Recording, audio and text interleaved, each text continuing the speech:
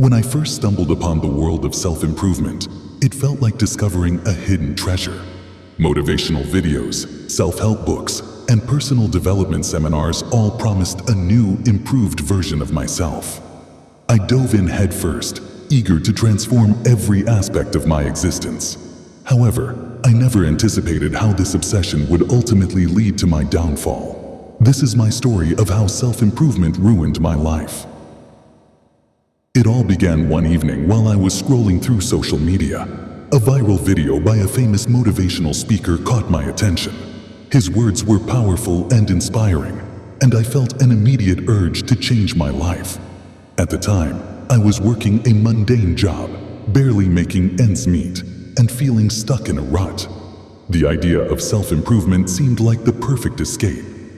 I ordered his book, watched countless hours of his videos, and even signed up for his online course. Soon, my nights were filled with learning about productivity hacks, goal setting, and positive thinking. The initial rush of excitement and optimism convinced me that I was on the path to greatness. I started waking up at 5 a.m. every day, following a strict morning routine that included meditation, exercise, and journaling. I carried around a notebook where I meticulously tracked my goals and progress. Friends who didn't share my newfound passion fell by the wayside as I sought out like-minded individuals at seminars and workshops. The changes seemed positive at first. I was more disciplined, focused, and driven. My productivity at work improved, and I received a promotion. But the more I achieved, the more I wanted. I was never satisfied with my progress and constantly sought ways to push myself further. The first major sign that something was wrong came when my girlfriend Sarah decided to leave me. She had been incredibly supportive of my self-improvement journey at first, but over time, she felt neglected. Our conversations revolved around my goals and achievements, leaving little room for her to share her own thoughts and feelings. I was so engrossed in my self-improvement that I didn't notice her growing discontent until it was too late. Sarah's departure should have been a wake-up call, but instead of reflecting on my actions, I doubled down on my self-improvement efforts. I convinced myself that she couldn't handle my ambition and that I needed someone who was equally driven. This mindset led to further isolation as I pushed away friends and family who expressed concern about my behavior. My relentless pursuit of self-improvement began to take a toll on my health.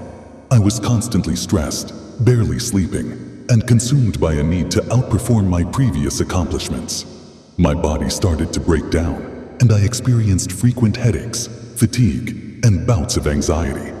Despite these warning signs, I refused to slow down. At work, my performance started to suffer. The promotion I had received came with more responsibilities, and I struggled to keep up. My boss noticed my declining performance and warned me to get my act together.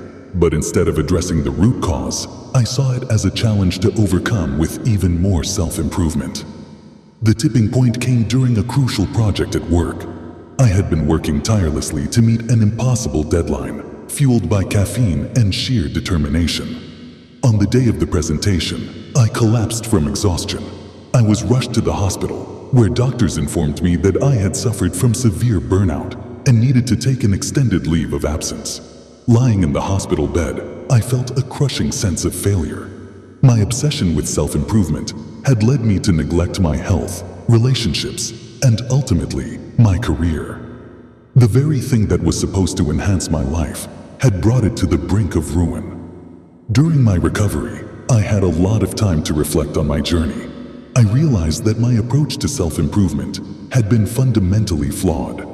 I had equated self-worth with productivity and success, believing that constant improvement was the only way to achieve happiness.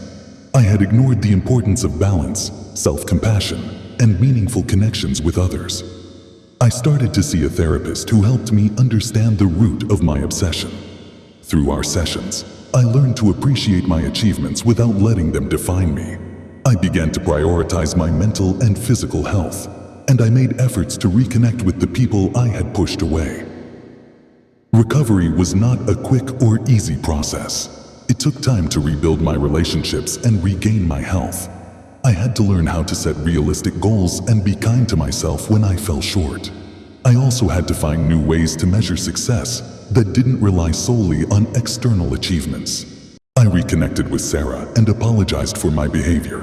While we didn't get back together, we were able to have a heartfelt conversation that brought closure and understanding. I also reached out to friends and family, expressing my regret for pushing them away and making a conscious effort to be more present in their lives. Today, I still believe in the power of self-improvement, but my approach is vastly different. I focus on holistic growth that includes not only career and personal goals, but also mental and emotional well-being. I understand the importance of balance and strive to maintain a healthy relationship with ambition. I no longer see self-improvement as a race to be won, but as a lifelong journey with ups and downs. I celebrate small victories and learn from my failures without letting them define me. Most importantly, I cherish the relationships and experiences that bring true fulfillment to my life.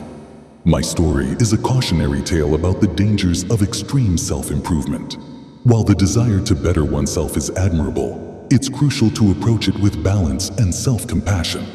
Obsession with constant improvement can lead to isolation, burnout, and ultimately, a loss of what truly matters in life.